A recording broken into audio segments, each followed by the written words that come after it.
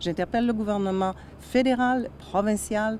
Il y a un moment donné, il y a des contrats qui ont été donnés. On sait qu'il y a 18 navires qui ont été donnés, 16 du côté de Vancouver, 2 du côté d'Halifax et rien pour la Davie. Je pense qu'aujourd'hui, le gouvernement doit répondre à l'appel, doit permettre à la Davie.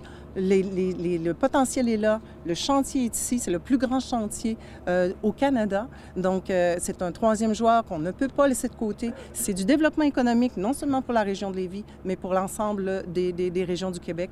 Alors, c'est pour ça qu'on est là aujourd'hui, pour commencer à faire du maillage et également pour envoyer un message clair au gouvernement. C'est que du côté du gouvernement fédéral, ça prend plus qu'un engagement verbal.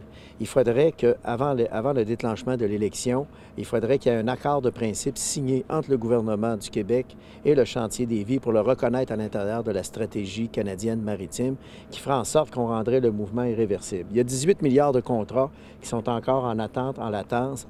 Alors la crainte qu'on a, c'est qu'après l'élection fédérale, finalement, que ça tombe aux oubliettes. Et surtout, quand on considère la réalité géopolitique au Canada, c'est pas une mince tâche parce que déjà, vous avez l'Ouest canadien, vous avez l'Est, etc.